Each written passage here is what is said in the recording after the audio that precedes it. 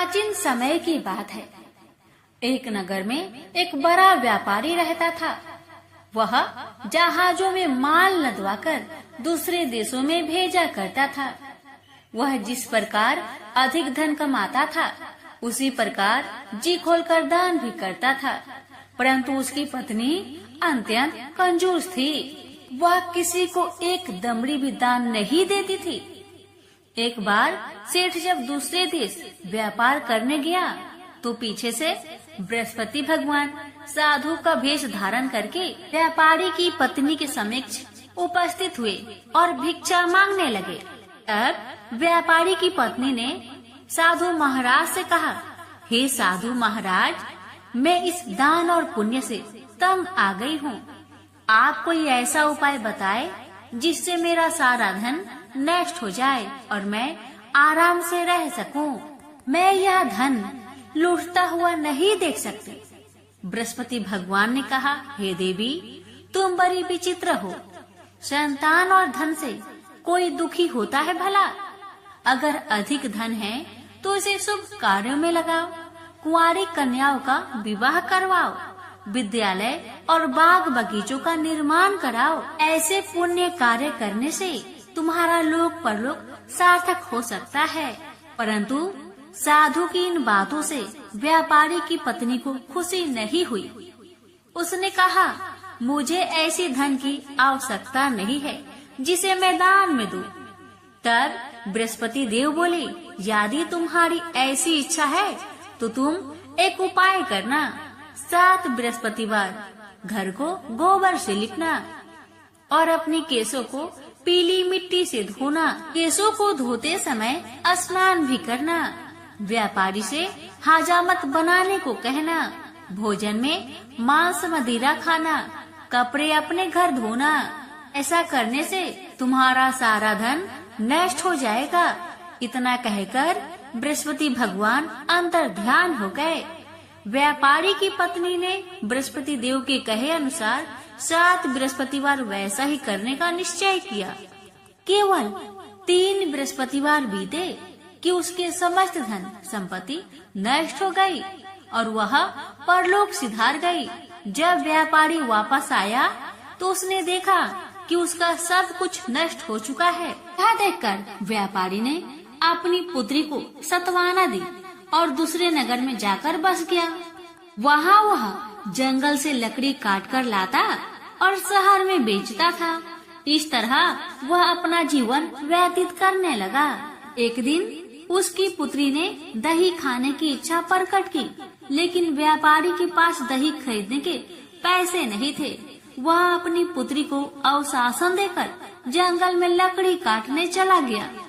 वह एक वृक्ष के नीचे बैठकर अपनी पूर्व दशा पर विचार करके रोने लगा। उस दिन बृहस्पतिवार का दिन था। तभी वहाँ बृहस्पति देव साधु के रूप में सेठ के पास आए और बोले, हे मनुष्य, तू इस जंगल में किस चिंता में बैठा है? तब व्यापारी बोला, हे महाराज, आप सब कुछ जानते हैं। इतना कहकर व्यापारी अपनी कहानी सुनाकर रो पड़ा। बृहस्पति भगवान बोले, देखो बेटा, तुम्हारी पत्नी ने बृहस्पति देव का अपमान किया था, इसी कारण तुम्हारा यह हाल हुआ है। लेकिन अब तुम किसी प्रकार की चिंता मत करो।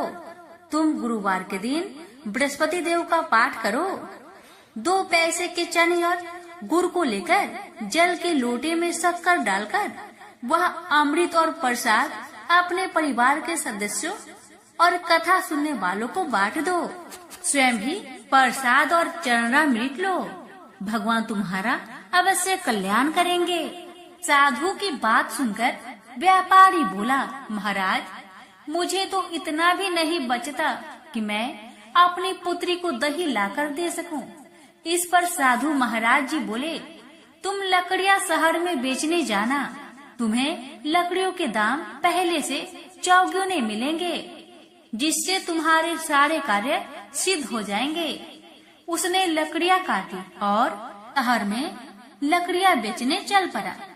उसकी लकड़ियां अच्छे दाम में बिक गई, जिससे उसने अपनी पुत्री के लिए दही लिया और साथ ही साथ गुरुवार की कथा हेतु चना गुड़ लेकर कथा की और प्रसाद बांटकर स्वयं भी खाया। उसी दिन से उसकी सभी कठिनाइयां दूर होने लगी, परंतु अगले बृहस्पतिवार को वह कथा करना भूल गया। अगले दिन वहाँ के राजा ने एक बड़े यज्ञ का आयोजन कर पूरे नगर के लोगों के लिए भोजन का आयोजन किया। राजा की आज्ञा अनुसार पूरा नगर राजा के महल में भोज करने गया, लेकिन व्यापारी व उसकी पुत्री तनिक विलंब से पहुँचे। अतः उन दोनों को राजा ने महल में ले जाकर भोजन कराया। जब वे दोनों लौटकर आए, तब रानी ने देखा कि उनका खूंटी पर टंगा हार गायब है। रानी को व्यापारी और उसकी पुत्री पर संदेह हुआ कि उसका हार उन दोनों ने ही चुराया है। रानी ने सारा कहानी राजा को सुनाया। फिर राजा की आज्ञा से उन दोनों को कारावास की कोठरी में कैद कर दिया गया। कैद में पड़कर दोनों अत्यंत दुखी हुए। वहाँ उन्होंने बृहस्पति देवता को याद किया। बृहस्पति देव ने प्रकट होकर व्यापारी को उसकी भूल का आभास कराया और उन्हें सलाह दी कि गुरुवार के दिन कैद खाने के दरवाजे पर तुम्हें 2 पैसे मिलेंगे। उनसे तुम चने और मुनक्का मंगवाकर विधि पूर्वक बृहस्पति देवता का पूजन करो, तुम्हारे सब दुख दूर हो जाएंगे। बृहस्पतिवार को कैद खाने के द्वार पर उन्हें 2 पैसे मिले। बाहर सड़क पर एक स्त्री जा रही थी। व्यापारी ने उसे बुलाकर गुड़ और चने लाने को कहा। इस पर वह स्त्री बोली, मैं अपनी बहू के लिए गहने ले जा रही हूँ, मेरे पास समय नहीं है। इतना कहकर वह आगे चली गई। थोड़ी देर बाद वहाँ से एक और स्त्री निकली। व्यापारी ने उसे बुलाकर कहा कि हे बहन, मुझे बृहस्पतिवार की कथा करनी है, तुम मुझे 2 पैसे का गुड़ और चना लाकर दो। बृहस्पति देव का नाम सुनकर वह स्त्री बोली, भाई मैं तुम्हें अभी गुड़ और चना लाकर देती हूँ। मेरा इकलौता पुत्र मर गया है, मैं उसके लिए कफन लेने जा रही थी, लेकिन मैं पहले तुम्हारा काम करूँगी और उसके बाद मैं अपने पुत्र के लिए कफन लाऊंगी। वह स्त्री बाजार से व्यापारी के लिए गुड़ चना ले आई और स्वयं भी बृहस्पति देव की कथा सुनी। कथा समाप्त होने पर वह स्त्री कफन लेकर अपने घर गई। घर पर लोग उसके पुत्र की लाश को राम नाम सत्य है कहते हुए शमशान ले जाने की तैयारी कर रहे थे। स्त्री बोली, मुझे अपने लड़के का मुख देख लेने दो।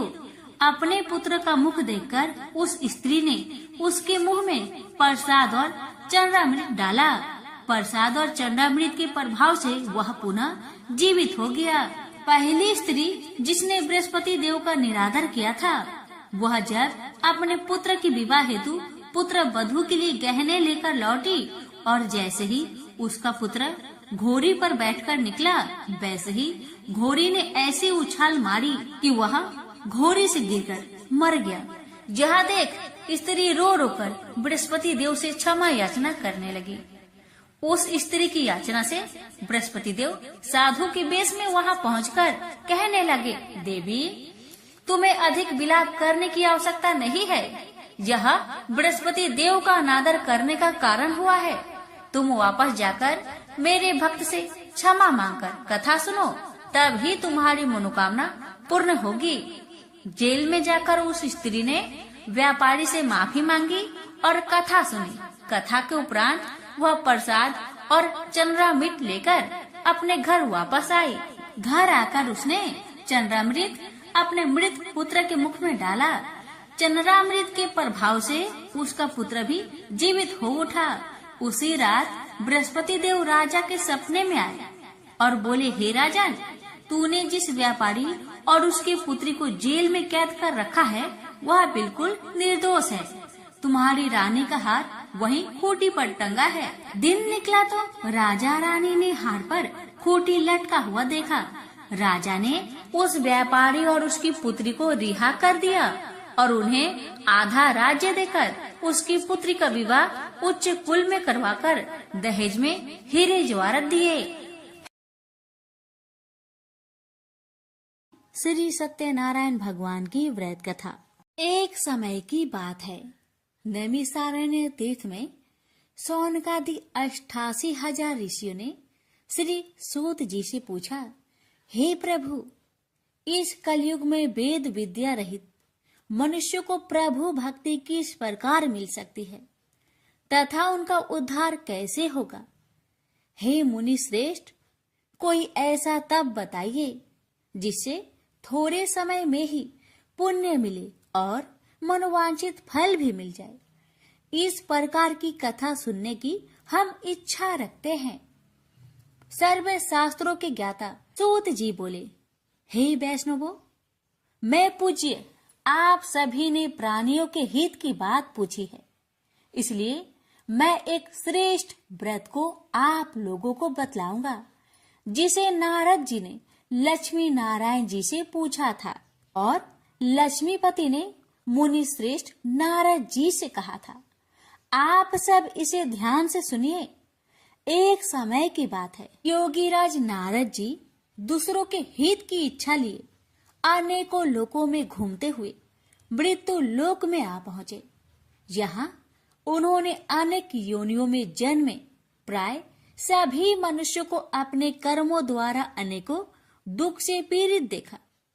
उनका दुख देख नारद जी सोचने लगे कि कैसा यत्न किया जाए, इसके करने से निश्चित रूप से मानव के दुखों का अंत हो जाए। इसी विचार पर मनन करते हुए वह विष्णु लोक में गए।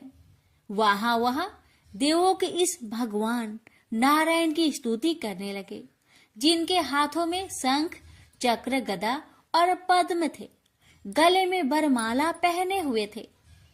स्तुति करते हुए नारद जी बोले, हे भगवान, आप अत्यंत शक्ति से संपन्न हैं। मन तथा वाणी भी आपको नहीं पा सकती है।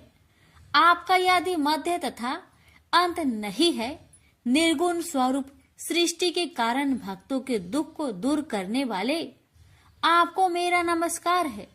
नारद जी की स्तुति सुन विष्णु भगवान बोले, हे मुनि श्रेष्ठ, आपके मन में क्या बात है?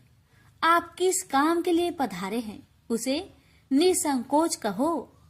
इस पर नारद मुनि बोले कि मृत्यु लोक में अनेक योनियों में जन्मे मनुष्य अपने कर्मों के द्वारा अनेकों दुख से दुखी हो रहे हैं।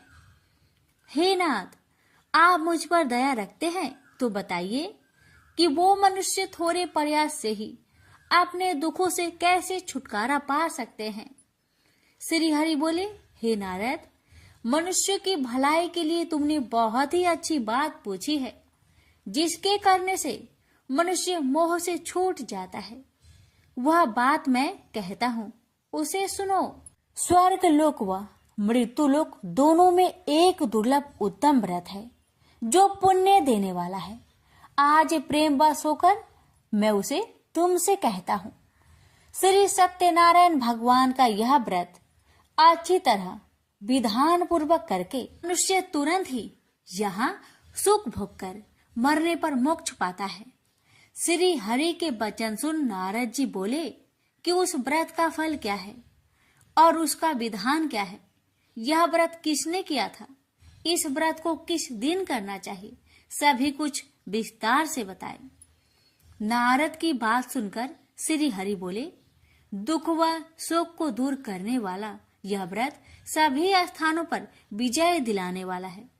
मानव को भक्ति व श्रद्धा के साथ शाम को श्री सत्यनारायण की पूजा धर्म परायण होकर ब्राह्मणों व बंधुओं के साथ करनी चाहिए। भक्ति भाव से ही नैवेद्य केले का फल, घी, दूध और गेहूं का आटा सवाया ले। गेहूं के स्थान पर साठी का आटा, शक्कर तथा गुड़ लेकर वह सभी भक्षण योग्य पदार्थों को मिलाकर भगवान का भोग लगाए। ब्राह्मणों सहित बंधु बांधवों को भी भोजन कराए। उसके बाद स्वयं भोजन करे और भजन कीर्तन के साथ भगवान की भक्ति में लीन हो जाए। इस तरह से सत्यनारायण भगवान का यह व्रत करने पर मनुष्य की सारी इच्छाएं निश्चित रूप से ही पूरी होती है। इस कली काल अर्थात कलयुग में मृत्यु लोक में मोक्ष का यही एक सरल उपाय है। इति श्री सत्यनारायण व्रत कथा प्रथम अध्याय संपूर्ण। श्रीमन नारायणे नारायणे नारायण, भज मन नारायणे नारायणे नारायण। श्री सत्यनारायण भगवान की जय। सूत जी बोले, हे ऋषियों, जिसने पहले समय में इस व्रत को किया था उसका इतिहास कहता हूँ, ध्यान से सुनो। सुंदर काशीपुरी नगरी में एक अत्यंत निर्धन ब्राह्मण रहता था। भूख प्यास से परेशान हुआ धरती पर घूमता रहता था। ब्राह्मणों से प्रेम करने वाले भगवान ने एक दिन ब्राह्मण का भेष धारण कर उसके पास जाकर पूछा, हे ब्रीप, नित्य दुखी होकर तुम पृथ्वी पर क्यों घूमते हो? दीन ब्राह्मण बोला, मैं निर्धन ब्राह्मण हूँ, भिक्षा के लिए धरती पर घूमता हूँ। हे भगवान, यदि आप इसका कोई उपाय जानते हो तो बताइए। वृद्ध ब्राह्मण कहता है कि सत्यनारायण भगवान मनोवांछित फल देने वाले हैं, इसलिए तुम उनका पूजन करो। इसे करने से निश्चय सभी दुखों से मुक्त हो जाता है। वृद्ध ब्राह्मण बनकर आए सत्यनारायण भगवान उस निर्धन ब्राह्मण को व्रत का सारा विधान बताकर अंतर्ध्यान हो गए। मन ही मन सोचने लगा कि जिस व्रत को वृद्ध ब्राह्मण करने को कह गया है, मैं उसे जरूर करूंगा। यह निश्चय करने के बाद उसे रात में नींद नहीं आई। वह सवेरे उठकर सत्यनारायण भगवान के व्रत का निश्चय कर भिक्षा के लिए चला गया। उस दिन निर्धन ब्राह्मण को भिक्षा में बहुत धन मिला, जिससे उसने बंधु बांधवों के साथ मिलकर श्री सत्यनारायण भगवान का व्रत संपन्न किया। भगवान सत्यनारायण का व्रत संपन्न करने के बाद वह निर्धन ब्राह्मण सभी दुखों से छूट गया और अनेक प्रकार की संपत्तियों से युक्त हो गया। उसी समय से यह ब्राह्मण हर माह इस व्रत को करने लगा। इस तरह से सत्यनारायण भगवान के व्रत को जो भी मनुष्य करेगा वह सभी प्रकार के पापों से छूटकर मोक्ष को प्राप्त होगा। जो मनुष्य इस व्रत को करेगा वह भी सभी दुखों से मुक्त हो जाएगा। सूत जी बोले कि इस तरह से नारद जी से नारायण जी का कहा हुआ श्री सत्यनारायण व्रत को मैंने तुमसे कहा। हे वृपो, मैं अब और क्या कहूँ? ऋषि बोले, हे मुनिवर, संसार में उस व्रीप से सुनकर और किस किस ने इस व्रत को किया, हम सब इस बात को सुनना चाहते हैं। इसके लिए हमारे मन में श्रद्धा का भाव है। सूत जी बोले, हे मुनियों, जिसने इस व्रत को किया है वह सब सुनो। एक समय वही व्रीप धन व ऐश्वर्य के अनुसार अपने बंधु बांधवों के साथ इस व्रत को करने को तैयार हुआ। उसी समय एक लकड़ी बेचने वाला बूढ़ा आदमी आया और लकड़ियां बाहर रखकर अंदर ब्राह्मण के घर में गया। प्यास से दुखी वह लकड़हारा उनको व्रत करते देख व्रीप को नमस्कार कर पूछने लगा कि आप यह क्या कर रहे हैं तथा इसे करने से क्या फल मिलेगा, कृपया मुझे भी बताइए। ब्राह्मण ने कहा कि सब मनोकामनाओं को पूरा करने वाला यह सत्यनारायण भगवान का व्रत है। इनकी कृपा से ही मेरे घर में धान्य धान्य आदि की वृद्धि हुई है। व्रीप से सत्यनारायण व्रत के कथा के बारे में जानकर लकड़हारा बहुत प्रसन्न हुआ। चरणामृत लेकर वह प्रसाद खाने के बाद वह अपने घर गया। लकड़हारे ने अपने मन में संकल्प किया कि आज लकड़ी बेचने से जो धन मिलेगा उसी से श्री सत्यनारायण भगवान का उत्तम व्रत करूंगा। मन में इस विचार को ले बूढ़ा आदमी सिर पर लकड़ियां रख उस नगर में बेचने गया जहां धनी लोग ज्यादा रहते थे। उस नगर में उसे अपनी लकड़ियों का दाम पहले से 4 गुना अधिक मिलता है। बूढ़ा प्रसन्नता के साथ दाम लेकर केले, शक्कर, घी, दूध, दही और गेहूं का आटा ले और सत्यनारायण भगवान की व्रत की अन्य सामग्रियां लेकर अपने घर गया। वहां उसने अपने बंधु बांधवों को बुलाकर विधि विधान से सत्यनारायण भगवान का पूजन और व्रत किया। इस व्रत के प्रभाव से वह बूढ़ा लकड़हारा धन पुत्र आदि से युक्त होकर संसार के समस्त सुख भोग अंत काल में बैकुंठ धाम को चला गया। इति श्री सत्यनारायण व्रत कथा 2 अध्याय संपूर्ण। श्रीमन नारायण नारायण नारायण भज मन नारायण नारायण नारायण। श्री सत्यनारायण भगवान की जय। सूत जी बोले, हे श्रेष्ठ मुनियों, अब आगे की कथा कहता हूँ। पहले समय में उल्कामुख नाम का एक बुद्धिमान राजा था। वह सत्य वक्ता और जितेंद्रिय था। प्रतिदिन देव स्थानों पर जाता और निर्धनों को धन देकर उनके कष्ट दूर करता था। उसकी पत्नी कमल के समान मुख वाली तथा सती साध्वी थी। भद्रशिला नदी के तट पर उन दोनों ने श्री सत्यनारायण भगवान का व्रत किया। उसी समय साधु नाम का एक वैश्य आया। उसके पास व्यापार करने के लिए बहुत सा धन भी था। राजा को व्रत करते देखकर वह विनय के साथ पूछने लगा, हे राजन, भक्ति भाव से पूर्ण होकर आप यह क्या कर रहे हैं? मैं सुनने की इच्छा रखता हूँ, तो आप मुझे बताए।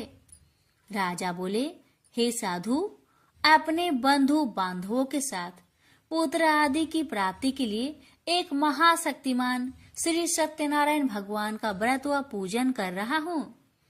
राजा के वचन सुन साधु आदर से बोला, हे राजन, मुझे इस व्रत का सारा विधान कहिए। आपके कथा अनुसार मैं भी इस व्रत को करूँगा। मेरी भी संतान नहीं है और इस व्रत को करने से निश्चित रूप से मुझे संतान की प्राप्ति होगी। राजा से व्रत का सारा विधान सुनकर व्यापार से निवृत्त हो वह अपने घर गया। साधु वैश्य ने अपनी पत्नी को संतान देने वाले इस व्रत का वर्णन कह सुनाया और कहा कि जब मेरी संतान होगी तब मैं इस व्रत को करूंगा। साधु ने इस तरह के वचन अपनी पत्नी लीलावती से कहे। एक दिन लीलावती पति के साथ आनंदित हो सांसारिक धर्म में प्रवृत्त होकर सत्यनारायण भगवान की कृपा से गर्भवती हो गई। 10वें महीने में उसके गर्भ से एक सुंदर कन्या ने जन्म लिया। दिनों दिन वह ऐसे बढ़ने लगी जैसे कि शुक्ला पक्ष का चंद्रमा बढ़ता है। माता पिता ने अपनी कन्या का नाम कलावती रखा। एक दिन लीलावती ने मीठे शब्दों में अपने पति को याद दिलाया कि आपने सत्यनारायण भगवान के जिस व्रत को करने का संकल्प किया था उसे करने का समय आ गया है। आप इस व्रत को करिए। साधु बोला कि हे प्रिय, इस व्रत को मैं उसके विवाह पर करूंगा। इस प्रकार अपनी पत्नी को अवशासन देकर वह नगर को चला गया। कलावती पिता के घर में रह वृद्धि को प्राप्त हो गई। साधु ने एक बार नगर में अपनी कन्या को सखियों के साथ देखा तो तुरंत ही दूत को बुलवाया और कहा कि मेरी कन्या की योग वर देखकर आओ। साधु की बात सुनकर दूत कंचन नगर में पहुंचा और वहां देखभाल कर लड़की के सुयोग वणिक पुत्र को ले आया। सुयोग लड़के को देख साधु ने बंधु बांधवों को बुलाकर अपनी पुत्री का विवाह कर दिया। लेकिन दुर्भाग्य की बात ये कि साधु ने अभी भी श्री सत्यनारायण भगवान का व्रत नहीं किया। इस पर श्री भगवान क्रोधित हो गए और श्राप दिया कि साधु को अत्यधिक दुख मिले। अपने कार्य में कुशल साधु बनिया जमाई को लेकर समुद्र के पास स्थित होकर रत्नासारपुर नगर में गया। वहां जाकर दामाद ससुर दोनों मिलकर चंद्रकेतु राजा के नगर में व्यापार करने लगे। एक दिन भगवान सत्यनारायण की माया से एक चोर राजा का धन चुराकर भाग रहा था। उसने राजा के सिपाहियों को अपना पीछा करते देख चुराया हुआ धन वहां रख दिया जहां साधु अपने जामाई के साथ ठहरा हुआ था। राजा के सिपाहियों ने साधु वैश्य के पास राजा का धन पड़ा देखा तो वह ससुर जामाई दोनों को बांधकर प्रसन्नता से राजा के पास ले गए और कहा कि उन दोनों चोरों को हम पकड़ लाए हैं, आप आगे की कार्रवाई की आज्ञा दे। राजा की आज्ञा से उन दोनों को कठिन कारावास में डाल दिया गया और उनका सारा धन भी उनसे छीन लिया गया। श्री सत्यनारायण भगवान के शराप से साधु की पत्नी भी बहुत दुखी हुई। घर में जो धन रखा था उसे चोर चुरा ले गए। शारीरिक तथा मानसिक पीड़ा व भूख प्यास से अति दुखी हो अन्न की चिंता में कालावती के ब्राह्मण के घर गई। वहां उसने श्री सत्यनारायण भगवान का व्रत होते देखा। फिर कथा भी सुनी। वह प्रसाद ग्रहण कर वह रात को घर वापस आई। माता ने कलावती से पूछा कि हे पुत्री, अब तक तुम कहाँ थी? तेरे मन में क्या है?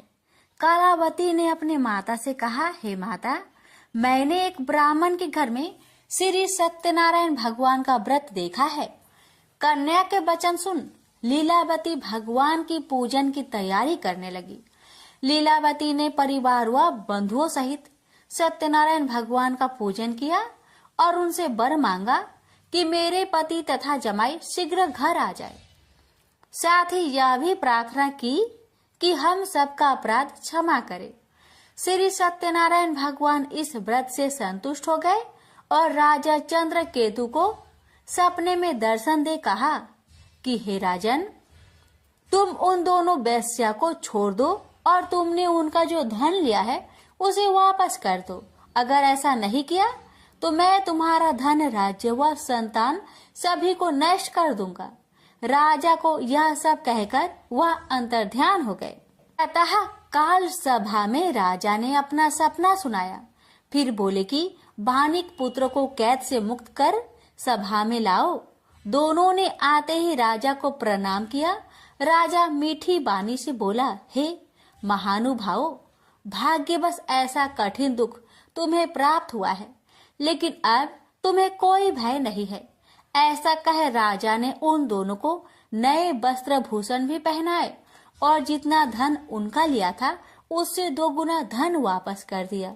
दोनों वेश्या अपने घर को चल दिए। श्री सत्यनारायण व्रत कथा का 3रा अध्याय संपूर्ण। श्रीमन नारायण नारायण नारायण, भज मन नारायण नारायण नारायण। श्री सत्यनारायण भगवान की जय। सूत जी बोले, वैश्या ने मंगलाचार कर अपनी यात्रा आरंभ की और अपने नगर की ओर चल दिया। उसके थोड़ी दूर जाने पर एक दंड वेशधारी श्री सत्यनारायण ने उनसे पूछा, हे साधु, तेरी नाव में क्या है? अभिमानी बानिक हंसता हुआ बोला, हे दंडी, आप क्यों पूछते हो? क्या धन लेने की इच्छा है? मेरी नाव में तो बेल व पत्ते भरे हुए हैं। वैश्या के कठोर वचन सुन भगवान बोले, तुम्हारा वचन सत्य हो।